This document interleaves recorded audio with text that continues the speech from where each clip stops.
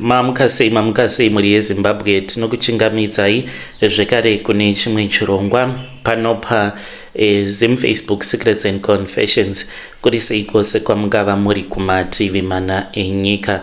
Tadzoka zvekare nemamwe mamessages. Message yedu yekutanga yakamira sekudai: hanzi makadi zvenyu mukoma, please post my story sahaidi ndakajoinawo group. It was a WhatsApp group, saka pandakazobuda mugroup imomo tainge tatova netime takaita almost 2 months tichinamata minamato yekuti this other woman who is a socialite ku Facebook ange achizosangana ne bad luck muupenyu hwake. I realized that I was part of a growing cult ndikazobudamo mugrupu imomo, and I am here to confess. Handina shamwari yangu yandakaudza, whereas my husband does not know, any of my relatives hakuna anoziva nezvayo nyaya iyi. Secret yangu yakamira sekudai: ndiri kurarama ndiri kunoku kumiri kwemakungwa kunoku ku UK. I am a woman who is in her early 40s. I'm writing this because I want other people to know kuti zvinhu zvakadai zvinoitika. Vanhu vanotogara matare, kunyangwe vari vanhu vanenge vasingakuzivi vachitogarira upenyu hwako matare. Ameno zvenyu munoyanika zvose online because anenge achikufarira haumuzivi. This is what we did and how it all started. Pandakapinda mugrupu umu, ndakapinda mugrupu through a link randakawana ku Facebook. It was a group whereby we used to share my Bible verses as well as nema prayer request nekunamatirana as women.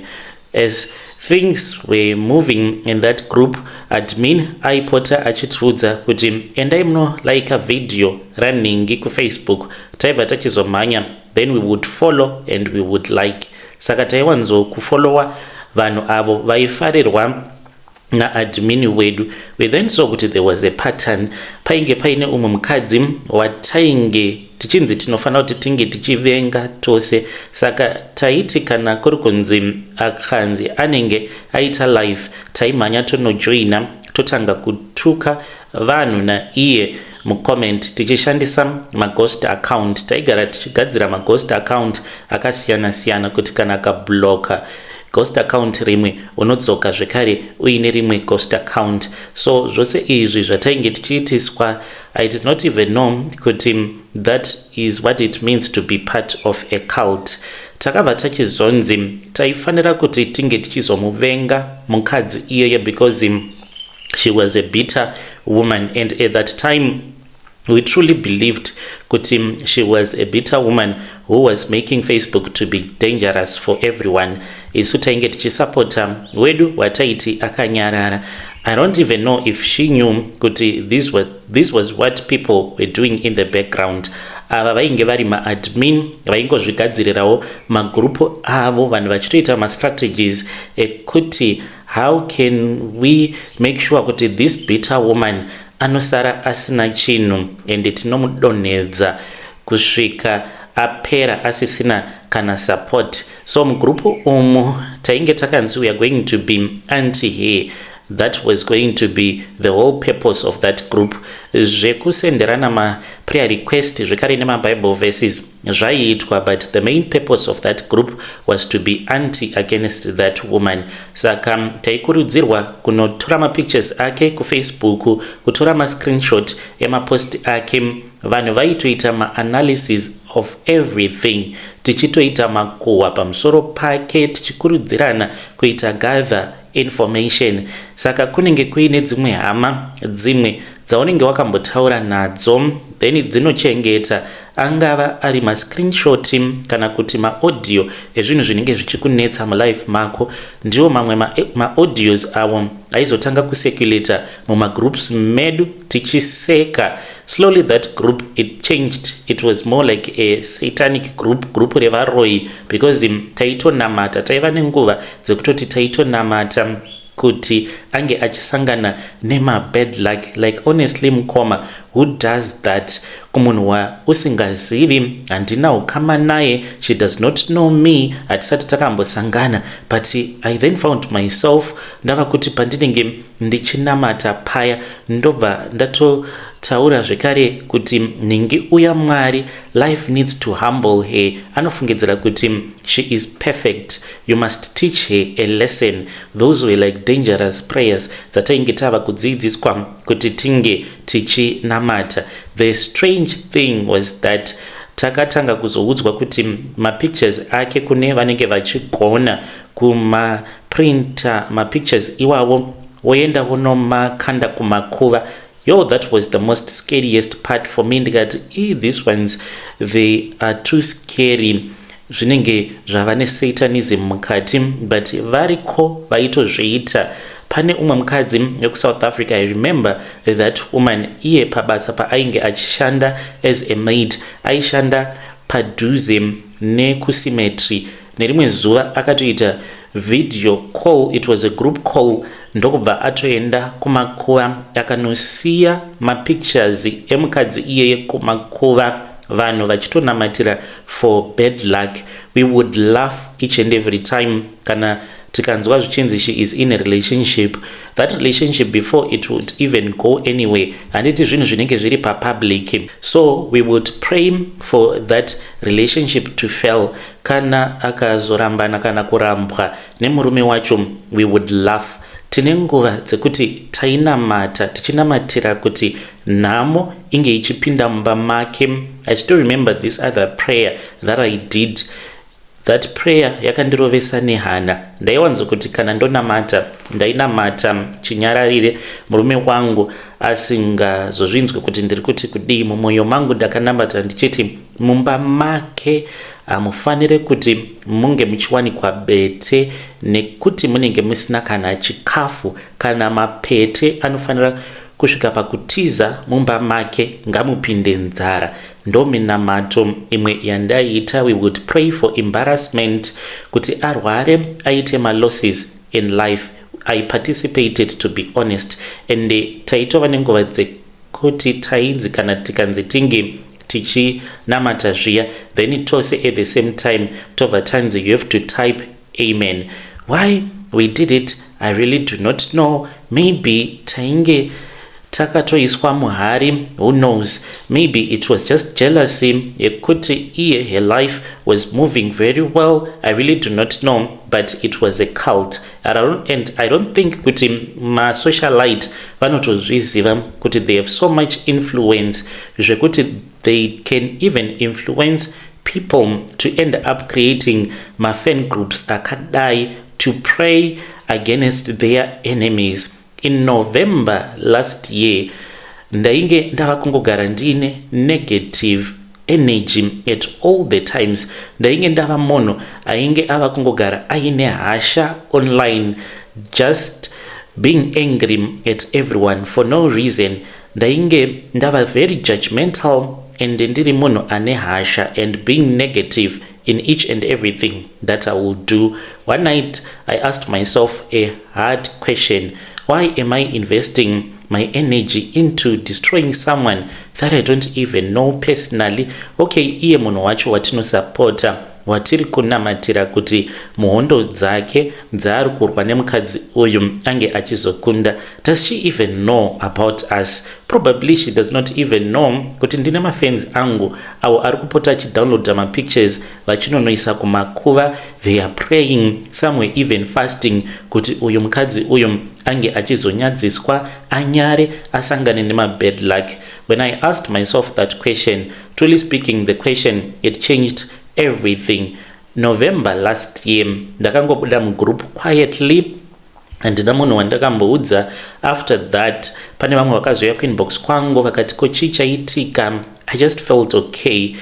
And I can't tell you exactly what happened to that socialite, but she went through a period whereby people were laughing at him. Upenyu hwake hwakange huchitoonekwa kuti hwatooma zvekutodaro.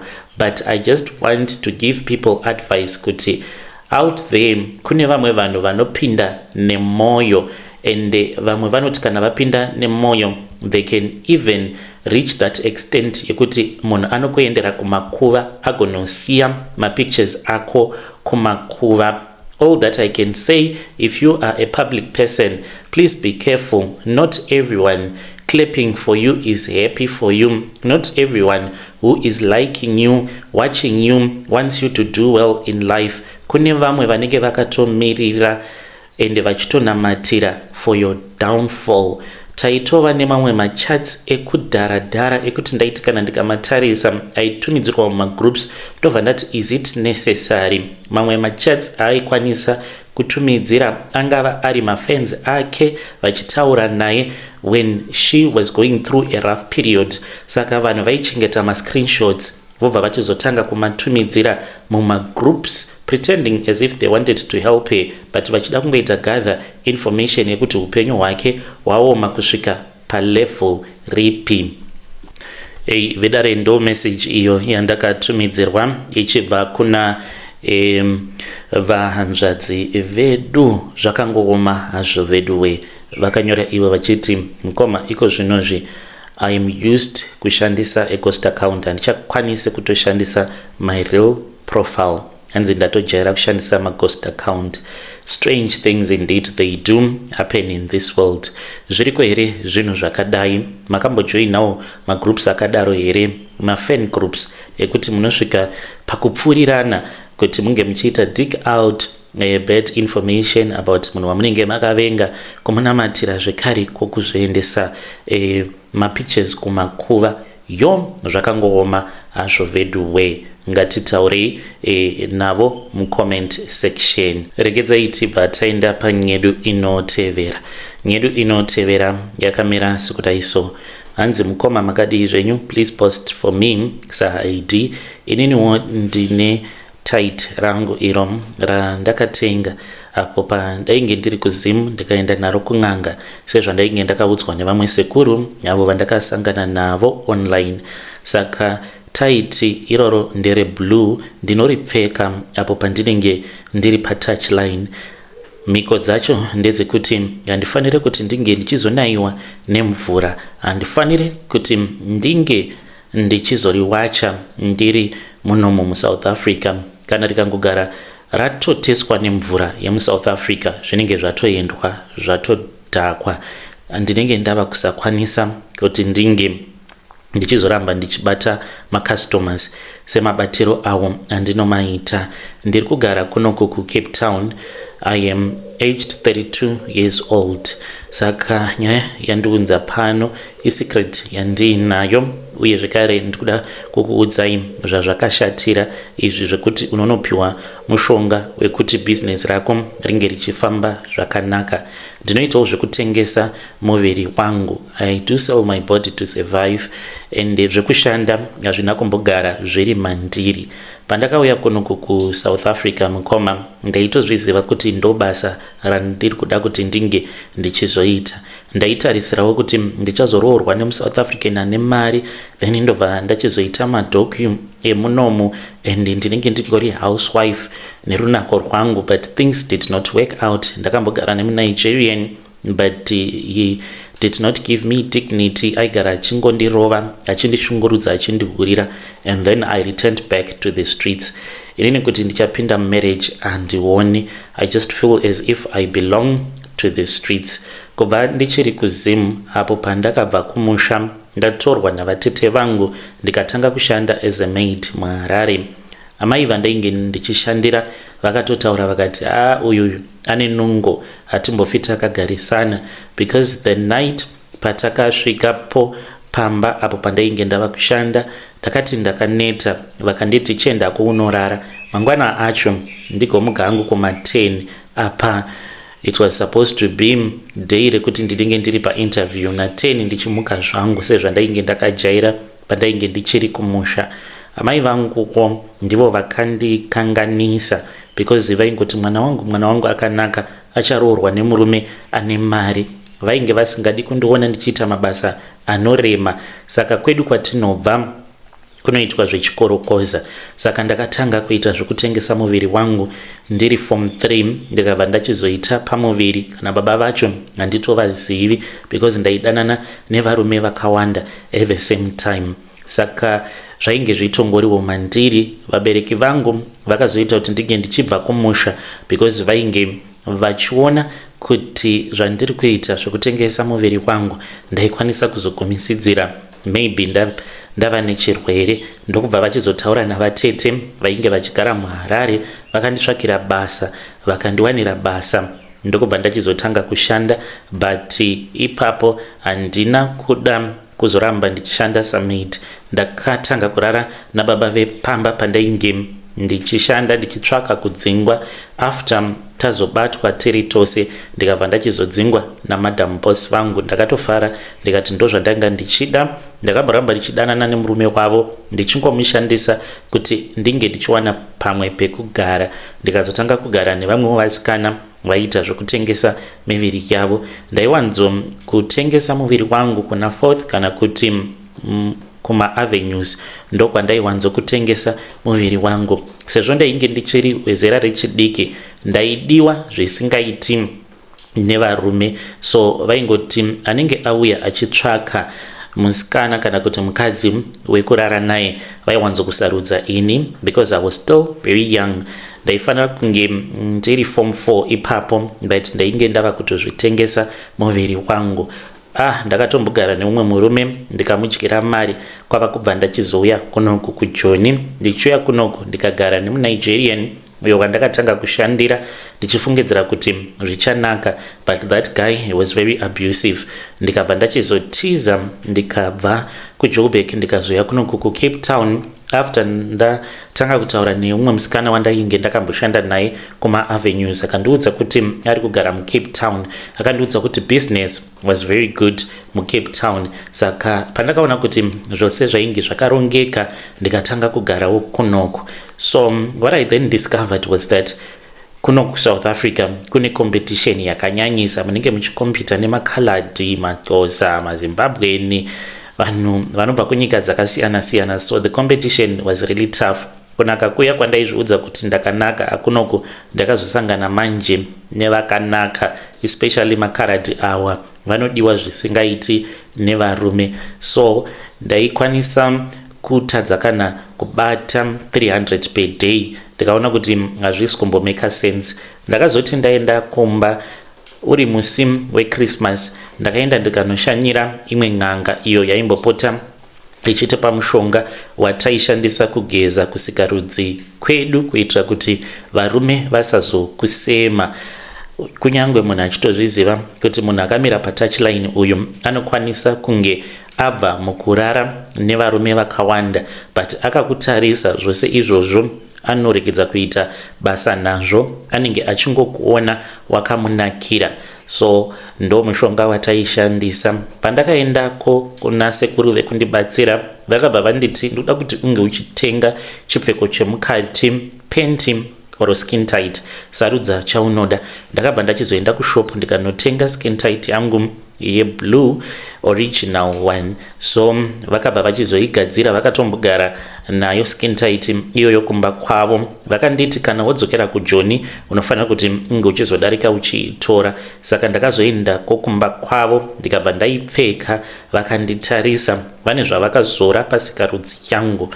Then ndokubva ndachizouya kunoku kuCape Town. Pandakadzoka kunoku musi wandakadzokera kutouchline, the first night pandakapfeka skin tight ndichiti ndikuenda kubasa, ndakaona macustomers akawandisisa ende varume vaingoti kunyangwe anenge achizvifambira because kwatainge tichienda kutouchline mazuva acho iwako kwainge kuine mabuildings akawanda ainge achivakwa. Saka vanhu vanoita zvekuvaka vazhinji vacho vaizoti kana vachaisa zviya vaidarika nemustreet rataiwanzo kutengesa vachienda kune chimwe chishop vachinonotenga mafast food. Saka vazhinji vacho munhu aingoti kana akanditarisa pakuenda pakudzoka otoona munhu aitongouya kwandiri, then ndobva tatongotanga kutongotaurirana paya.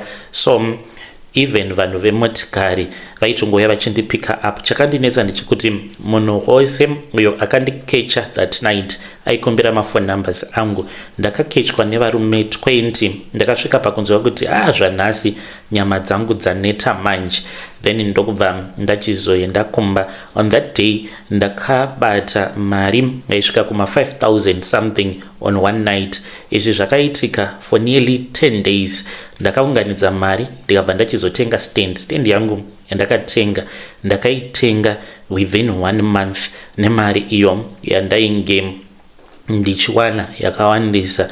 Ndaizoti kana ndikambochovha kwemazuva ndomboita kana 2 days ndakazorora ndichizorodza nyama dzangu. Ende varume vaiti kana vakauya kutouchline vakasandiona then vaitotanga kutondifonera. Dzimwe nguva ndaizogumisidzira ndadzima foni yangu because pressure yandinenge ndopiwa apa ndichinzwa kuti ndakaneta munyama dzangu, it was just too much. So ndakaudzwa kuti mhiko ndedzekuti handifanire kuti ndinge ndichiwacha chipfeko ichi zvekuti kana iri nguva yemvura kudai ndinotambudzika because kuti unge uchiita risk yekuti unopfeka tight apa uri pabasa, hanzi kunyangwe ndikadonerwa nedonwe remvura ndakaipfeka zvinenge zvatodhakwa. Saka during December kudai tiri mumabasa, dzimwe nguva mukoma ndinokwanisa kuregedza kuenda kubasa kwacho nekuti ndinenge ndichitya kuti kana ndikanaiwa nemvura ndakapfeka skin tight yangu ndinokwanisa kubva ndachizozvikanganisira mhiko dzangu. But kunowa aiwa inonowa. Munoziva kuti chitight ichi kunyangwe pandinenge ndava kuchipfeka ndinonyatsokunzwa kuti chinhu ichi chiri kutonhowa zvekutodaro. Hamene kuti varume vanondikecha havazvinzwiwo here apa ndakanzi handifanire kuti ndinge ndichispraya perfume kana ndakapfeka tight. Kana ndikageza paya ndava kuti ndava kuenda kubasa ndinotopfeka mask kuitira kuti ndisanzwa munhuwi wechinhu ichi, nekuti ndinokwanisa kuita kana 6 months ndisati ndadzokera kumba ndinenge ndichingochipfeka chinhu ichocho every day pandinoenda kubasa. So you can imagine kuti wabva mukurara nemunhurume, it's obvious pane zvinozosara zvichibuda zvinongoendawo futi pa skin tight iyoyo. So mukoma ndiyo confession yangu yandiinayo, ndo maitiro andiri kuita mari awa. Vedare ndo message iyo yandakatumidzirwa ichibva kuna vanzvadzi vedu. Zvakangooma hazvo vedu we. Handizivi kuti varume avo vanondikecha pandinenge ndakapfeka skin tight yacho iyoyo havanzwiwo here kunhowa kwandinenge ndichiita. And ivo vari kuti sometimes vanomboita ma-STI vari kufungidzira kuti maybe ma-infections awa ari kubva pakuti vanopfeka chipfeko ichocho sometimes the whole week vachichipfeka vasingachiwachi, hanzi chinongowachwa chete nemvura yekuZimbabwe. Zvakangooma hazvo vedu we. Ngatitaurei navo mucomment section. Regedzai tibva taenda panyedu inotevera. Nyedu inotevera yakamira sekudai. Hanzi mukoma makadii zvenyu? Ndiri murume ndine makore 50 years ekuberekwa. Ndainge ndimbori mukorokoza, saka mugrupu redu ndini ndega ndasara. Ndiri kuraramawo ndiri muno munyika yeSouth Africa. Kumusha ndinotoda kutoenda chaiko, ende vazhinji vezera rangu vagere mumisha dzavo. Ini handikwanisi kuti ndiregedze kushanda nekuti kana ndikadzokera kumba ndine zvinotyisa zvandinosangana nazvo plus kurohwa. Ndakamborohwa negudo mushure mekunge ndaenda kumba rikanditi dzokera unoshanda. Handiti wakati unofarira kushanda, but handina munhu wandainge ndakambotaurirana naye nhaurwa iyoyo. Ino ndainge ndimbori mukorokoza, tainge tichishanda kuno kwedu kumberengwa ndokubva tachizoenda kumadiamonds kwa Chiyadzwa patakanzwa zvichinzi kwaputika madiamonds. Saka sezvaiitika makore acho iwawo vanhu vazhinji vakaendako vachinotsvakawo madiamonds tichiti zvimwe kuda upenyu hunobva kwachizochinja. Takaendako tainge tiri 7 musyndicate redu, taingofamba tiri 7 kunenge kwaputika goridhe taingoenda tiri 7 takadaro. Inini neshamwari dzangu uye zvekare neimwe brother yangu munin'ina wangu but iri cousin brother. Saka tasvikako situation yainge iri paground, zvinhu zvainge zvakaoma, kwainge kuine vanhu vainge vakawanda, ende waiti kana ukabata diamond kana ukangoda kuita purpose wairitorerwa nevamwe.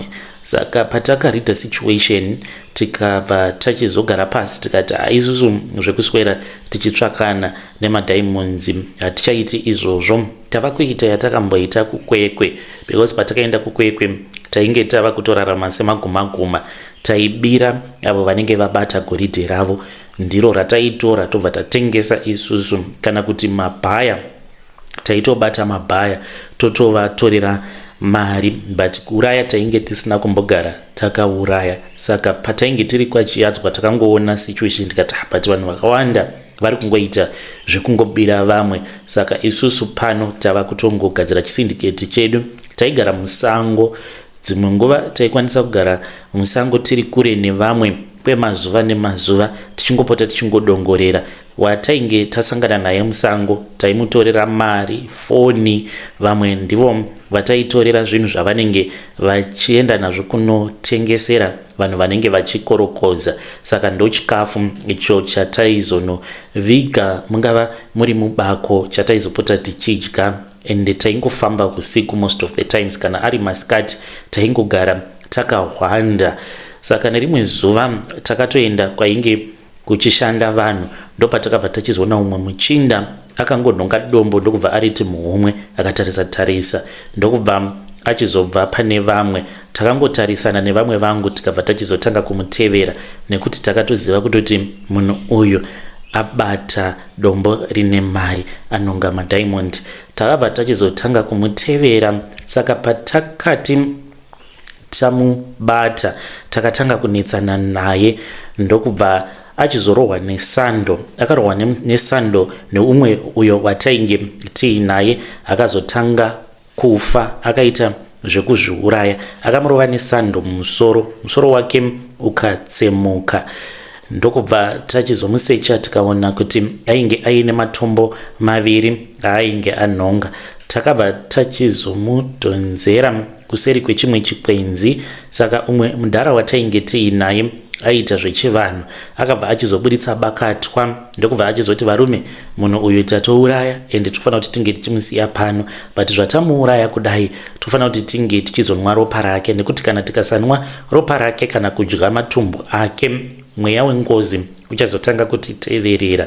Saka akabva achizomucheka padombo apa, akacheka matumbu ake, but akangocheka kapisi kadiki, akati tose tinofanira kuti tinge tichidya. Saka tose tiri 7 takadya matumbu ake. Takazomutakura tikafamba, takamutakura tichichinjana, maitiwo vanenge vaneta vopawo vamwe vaviri. Takamutakura kuda kwe about 10 kilometers tichifamba takananga musango kudirection kwaitei tuziva kutoti haikoko kana ukazoona wasvikako hameno kuti unenge uchitsvakei. Plus taiziva kuti achazotodyiwa nemakava, because paitova nerimwe gava rainge richitotitevera apo patainge tichifamba takamutakura. Takazoti taona kuti aiko zvinozvi tava pakati pesango, ndokubva tachizongomudhamba tikatanga kufamba tichidzokera zvekare kuhighway. Plus tainge takawanda, plus taifamba tiine maweapons zvekuti kunyange shumba chaiyo kusangana nayo iyo yaikwanisa kutotitiza, because ipapo tainge tatova mhuka, taigara musango kure nevamwe. Sezvo tainge tabata matombo edu, hatina kuzodzokera uko kwainge kuchichera vamwe, ndokubva tati mutauni taiva tiina bhaya uyo wataiwirirana naye ainge akambotishandisa pane mamwe madhiri ekurobha umwe bhaya uyo ainge ava kumutorera macustomers. Saka tasvika kumba kwake takamuudza kuti tainge tiine dombo redu iro ratainge tanhonga, ndokubva achizomatora matombo aya akabva amatarisa akabva atipa mari. Hatina kumbogara kwenguva yakareba pamba pake because tainge tichitya kuti zvimwe kuda anokwanisa kuzotitsvakira even matsotsi. Saka takabva tachizodzoka kumusha kumberengwa tainge tatogoverana mari. Ndakasvikawo ndikatenga chimotikari, ndikatenga nemombe mbiri, ndikavhura chishopu. Vamwe vangu vakaita saizvozvo kuvaka. Mukoma uya wekurova muchinda watainge tatorera madiamonds ake nesando mumusoro akangozvisungirira newaya. Mukoma akawanikwa akazvisungirira mumuti one by one. Varume takatanga kupera. Ndipo pandakabva ndachizouyawo kuno kuSouth Africa because kana kuri sekuZimbabwe kwainge kusingachagariki. Ndaigara ndichingobatwa nemapurisa pose pandainge ndiri. Ndaingonetsana nemunhu ndobva ndatosungwa. Munhu aikwanisa kungouya then osvika otondiwana ndichitozvinwira doro rangu, otongokika bhodhoro redoro rangu randinenge ndichizvinwira ndisina kumbonetsana naye, obva atongoti kwandiri ndipondeka, handiti iwe unoponda vanhu. Saka ndaibva ndachizobvapo ipapo because ndinenge ndava kutya kuti zvimwe kuda munhu anenge atotumwa kana kutogarwa nemweya wengozi. Saka ndakazobva kumusha ndikabva ndachizouya kuno kuSouth Africa. Ndauya kuno handina munhu wandinombonetsana naye, ndinorarama life yangu yakanaka, ndinoshanda ende handinetsani nemunhu kana doro nembanje ndakasiya. But ndinogara ndichingonzwa voice iro rinoti kwandiri jamba. Dzimwe nguva tinoti kana tiri mutractor zviya kana kuti tiri mutruck patinenge tichienda kumunda. Saka tinoti kana tiri mutruck imomo ndinonzwa voice rinenge richiti kwandiri jamba man, kana ukajamba unobva wafa. Kunyangwe ndichifamba muri mutauni ndinotonzwa voice iro rinoti kwandiri kowadi wango jamba man, hazvina kana basa kufa kana kusafa, dai wango jamba. Saka ndo voice riri kundishungurudza. Izvezvi ndanga ndichifanira kuti ndige ndichienda kumusha, but ndiri kungonzwa voice riri kuti kwandiri iwewe uri kuzofira muaccident, uchatsikwa nebhazi chete, uchatsikwa nebhazi rinenge rakazvimirira. Saka ndakatosarudza kuti gore rino handisi kuzoenda kumusha. Kana mukaposta nyaya yangu muzondizivisa, ndichange ndichizotevererawo ndiri mucomment section. Hey vedare, ndo message iyo yandakatumidzirwa ichibva kuna mukoma vedu avo. Zvakangoma hazvo vedu we, nganzi ndiri kutotevererwa nemweya wengozi. Vari kuda kuziva kuti voudza hama dzavo here kana kuti vongoramba vakanyarara. Plus hanzi mavoices avo anotaura navo voita zvokuita sei kuti asarambe achingotaura navo mavoices iwavo. Strange things indeed they do happen in this world, yo.